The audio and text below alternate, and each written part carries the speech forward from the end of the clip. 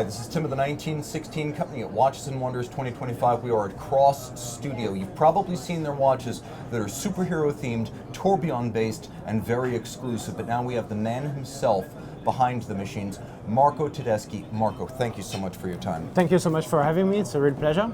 Now this is a brand I think a lot of people have probably heard of but don't know well. Just talk a little bit about your background and where you come from. Yeah, so I did fall in love with watchmaking when I was about 8 years old. So I've decided to go through the watchmaking school. So I was in La Vallée de Joux in the watchmaking school, and then I became a movement engineer at the engineering school in Geneva.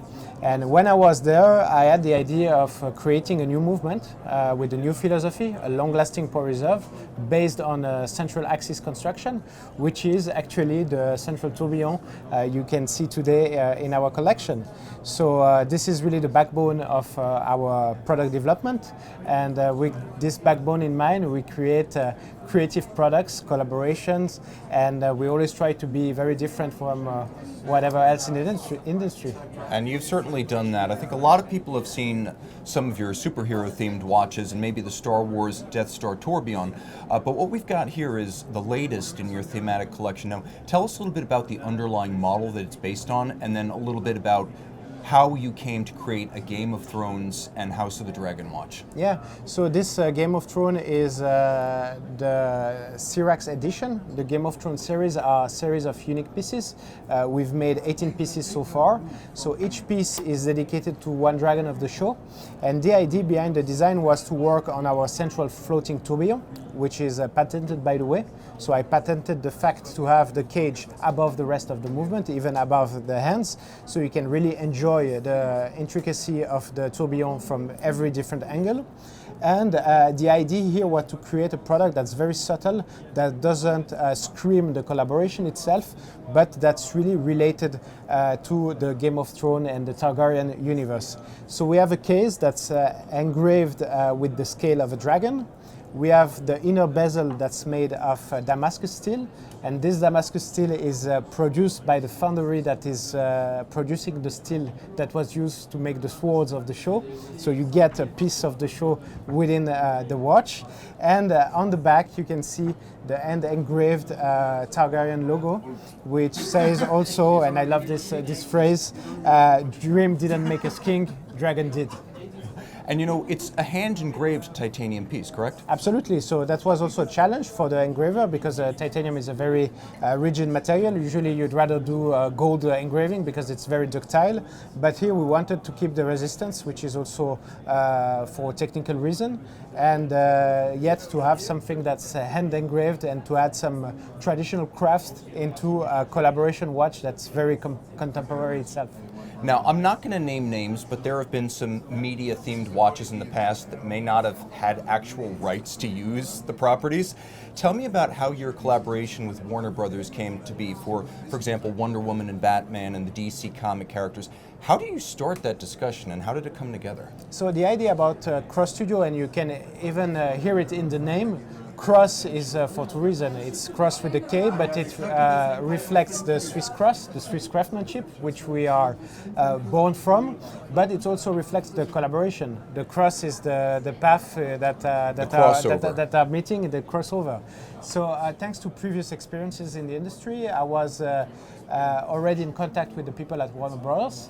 And I explained them my vision about the philosophy behind Kross Studio, which is not to create theme watches only, but really collector set that embodies the full universe of their properties.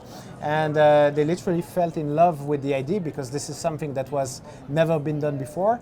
And thanks to that strong concept, we already renewed 3 times our contract with them, and we keep pushing the boundaries of this collaboration. So there were people there who were already watch people at Warner Brothers? Yeah, actually, if you look at the top executive at Warner Brothers, they're all watch lovers. We are happy to have the Vice President today with us. We are doing a keynote in the auditorium, and he's not here on the booth because he's also having a look at the other products that are exhibiting with the other brands. they definitely love watches. This is definitely something they have in their DNA as well. And being able to link the two universe together was really something great. Yeah, I was thinking with the collaborations you've done with Disney, with Warner Brothers, there's got to be some guys who know watches, because otherwise this topic is going to come up, like licensing the property, and some guys can be like, it costs what? If they don't know watches. So one of our challenges is really to educate also the clients that are not watch collectors yet, to explain them the crafts behind the watch, the engineering behind the watch, and how come these products can cost up to 150,000 Swiss francs. And it's not just because we are paying for a name, but that's truly because there are crafts, there are artisans behind our watches. And my idea was not to have something classic, but really to use those universes as a creative path through a new type of watchmaking. And so you do have the KS05 models that are very themed and co-branded and collaborative, but then you've also created versions of the watch that are standalone, that don't necessarily have any additional thematic content other than your own personal vision. So tell us now, we've talked a bit about Game of Thrones and House of the Dragon, the Wonder Woman, Batman, Tourbillon watches. You did Lucasfilm, you did Star Wars. This is Marco for Marco. Tell me about this KS05. So this idea behind the K05, behind the design and behind the case, start definitely with the movement. So we have the central floating tourbillon, and I really wanted to highlight this mechanism that I love so much. It has been lifted up just below the dome sapphire crystal, and the design itself was thought because I wanted something very ergonomic, very smooth.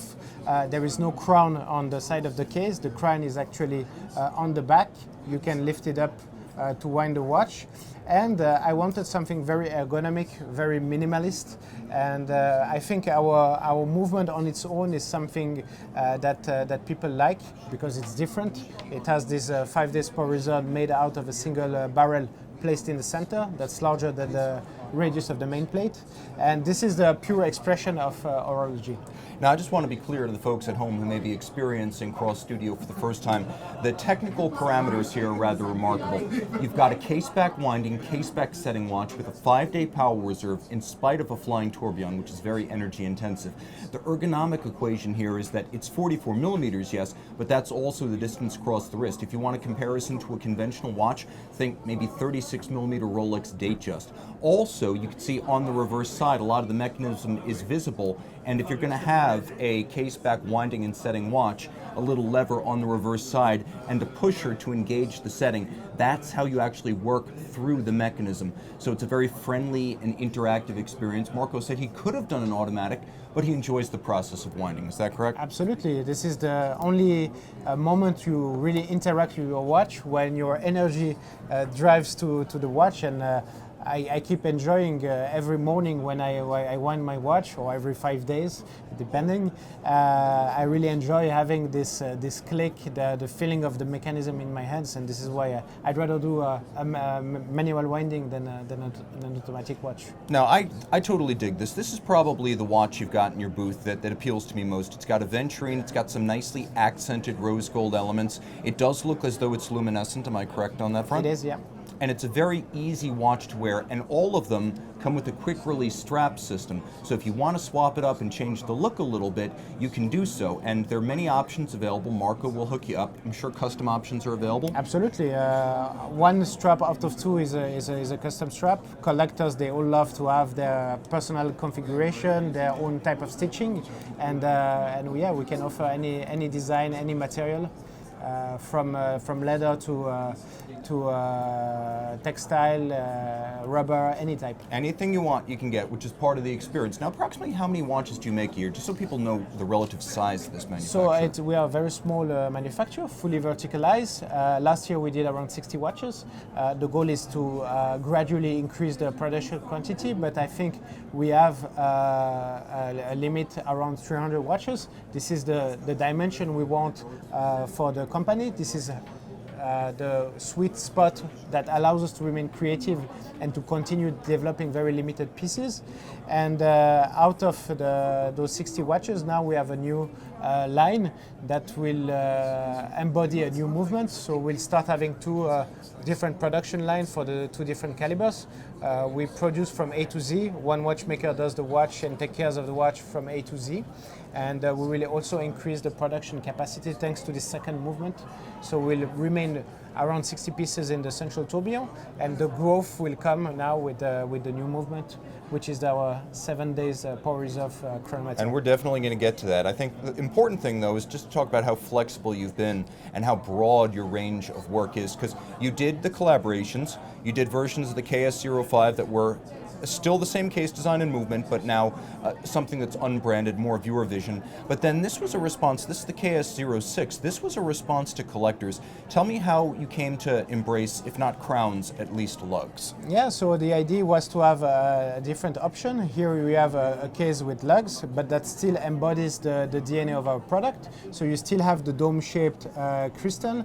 On the back, you still have a winding mechanism with a crown on the back. This one you don't have to pull the lever, you just directly wind it from the back. But last and not least, we just spoke about straps. It was very important for me to maintain a very easy interchangeable strap system. So here you have a regular strap with a pin bar buckle. And what was important also for me is to have third-party supplier to be able to create strap for our watches. And thanks to the inner groove inside of the lugs, which is a mechanism we've patented, you just need to place the bar in front of it and you slide it in.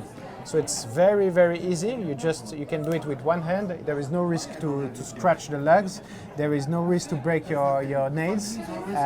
Anyone can replace the strap by himself without any tool. And it's important to note that this has been made as friendly as possible. It's a 20 millimeter lug spacing, so you're going to have a universe of options. There's a pull tab release, as we've seen on a lot of modern spring bars, but then there are also two tracks that guide the spring bar back into its snap position. So you don't have to risk your talent trying to center it up and wondering if it's going to pop out of the lug and scratch the case. It's a really smart system. And so you also get conventional lugs, and then you get a double AR coated sapphire dome that is so perfectly AR.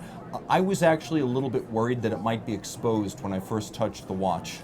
It's otherworldly, and so is the color, but there's several colors, right? Yeah, we have 5 colors in the KS06. We have purple, gold, green, blue, and black. And we also made some custom pieces made of art stones, such as turquoise. I made one with some meteorite. So this is, again, bespoke pieces we are doing for clients. So if a client is willing to have his own edition, his own unique piece, this is something we are very open with and very reactive as well, as we do almost everything in-house. And it is a lot of fun to see how these are driven. I presume some sort of ring gear is used for the orbital minute and hours? Yeah. So this ring is frosted with different ALD colors. The peripheral display itself is a complication on its own. We are working with a satellite mechanism with a fixed hour wheel, and I really wanted to have a peripheral display to leave the center where the tourbillon is as free as possible, not to disturb the center with the hand mechanism. So this is why it comes from the outside, and this allows to give this deepness to the movement. So you only see in the center the barrel, which is a 5 days power reserve in that watch, and the tourbillon above it. So now you responded to collectors who maybe wanted a bit more of a conventional case. You added the lugs back into the equation. You kept it quirky with the purple, which I like. But now this watch represents primarily the collector's view of what they might want if they don't want the original KS05. Let's talk a little bit about your undiluted vision. If you were to make a watch for yourself with no restraints, that's the MT1. This is it, yeah. So the MT1 is the first signature piece, so it has my name on the dial. What I wanted to create with this watch was a watch that embodies what is my vision of watchmaking. So the new caliber, which is the KS7010, is a 7 days power reserve chronometer. So it's Kross certified. It has a tourbillon at 6 o'clock. The 7 days power reserve are on a single barrel. And I really wanted to work on a contrast that kind of defines me also a little bit, between the dial side that's very geometric with sharp angles, with some intricate mechanism, and the backside that is much more zen, that embodies a little bit the idea of the case, minimalism, some zen attitude, where every point of pivot is the center of a wave, like if it was created by a raindrop on a flat surface of water. Very nice. And yes, so there is an emanation of ripples from each pivot stone, and maybe even a little bit like a Japanese rock garden too. Absolutely, that's my inspiration. I love Japan. I think Japanese architecture, Japanese garden, Japanese sculpture is very inspiring. And this is an idea I had in mind for years. And as I was about to create my first ever watch with my name on it, I said, okay, that's the right occasion to explore that concept. There was a lot of work because the waves are very thin. So it was quite a challenge to achieve the result I wanted. I also wanted this matte surface that emulates the sand or the gravel of the Japanese garden, and I'm really happy with the outcome. So now we're sticking with a 44mm case. We're still lugless. This is in titanium, and it's also going to function from a case back setting standpoint. It's going to function like what you saw in the KS06. So you've still got the little trigger on the side that converts the handle on the back from winding the setting, but it doesn't need to deploy out anymore. You can just grab it and turn it in one place. Also worth mentioning now, this case is a monoblock. It has a separate case back, but you could see that there's no break between the bezel and the mid case. All of that's one arc, and then we get into the domed sapphire, so it's very clean upper aesthetic. The barrel is enormous. It's basically the radius of the 34.5mm movement, and on that note, it's a big movement for a larger case, so it's a hand and glove fit that you get when you're designing them both at the same time. Maybe you could tell me a little bit about this crazy motion works, because there is the need to run power along two different routes, and you do an unusual thing to get power to the tourbillon while still getting drive to the hands. Yeah, absolutely. So first of all, we start with the barrel that rotates in the opposite direction compared to a regular watch movement. It's worth to notice that to fully wind the 7-day spore reserve, you only need 18 turns of the crown. This is thanks to the crown construction that's on the back. And then you have the main gear train that has two center wheels. And we are using those two center wheels to drive both the tourbillon and to drive the hour and minute mechanism. I really wanted to work on the geometrics, so the minute gear is straight. You see it from 3 to 9. They are all aligned on the horizontal axis, which give also a shape of a cross that reminds our brand and our studio. And yeah, it makes it very different from any other movement construction, yet still very accurate, as we do this chronometer certification for 7-day spore reserve movement. And let's talk a little bit about that, because it's very unusual for a watch with a week or more of power reserve to have chronometer compatibility. Generally, especially if you're going with one mainspring, there's going to be a surge of time gained on the front end when it's wound, and then there's going to be a huge drop-off in timekeeping toward the back. How did you keep the timekeeping relatively isochronous through the 7 days? So we really work on the mainspring, and we also work on this idea of having a gear that's not 3-wheel but 4. That's very impressive too, and I'll also say that it's got a beautiful motion work. So the keyless works is generally the gear set that winds and sets the watch, and the motion works conveys whatever you're inputting through the crown or the setting mechanism to the hands. But most of the time they feature some sort of multiplication or reduction, whereas here you have symmetrical wheels across the horizontal bridge to the motion work, and that fixes the gear ratio before it reaches the hands. It's a very cool system, and it's also a lot of fun because while the case back is attractive, this is the kind of watch where you can get all the action on the dial side. You show your friends, no need to flip it over. All of the magic is where you're going to see it full time. And I think that's sort of the great aesthetic triumph here. It's a beautifully decorated machine, and that's enough. That's a work of art. Thank you very much. So now if people are interested in these watches, let's talk about Game of Thrones. What would Game of Thrones cost? We can do Swiss francs because we'll have to convert anyway. So the Game of Thrones are starting at 108,000 Swiss francs for the set. So the set comes along with the Dragon Egg sculpture. This particular K05 version with the blue Aventurine starts at 82,000 Swiss franc. The K05 itself has a first price of 78. Then the KS06 starts at 68,000 and can go up depending on the type of stone you want to use. And the MT1 that will be only produced in one version, either in gold or titanium, is 68,000 Swiss franc in titanium and 85,000 in gold. And there won't be any other die color or any other variation with this movement as a MT watch. We really want to keep it very exclusive. There's one iteration, two materials, and then we'll move to the MT2 that's going to be something totally different. Excellent. And I have to say that if you do look at some of the boxed sets that Kross Studio has put together, these guys hold every record. The Star Wars Death Star Tourbillon had a boxed set so large and elaborate I could not physically lift it by myself. That's just to give you some framing of how crazy they get. Attention to detail matters. Marco, thank you so much. My It's been a pleasure. Thank you, Tim.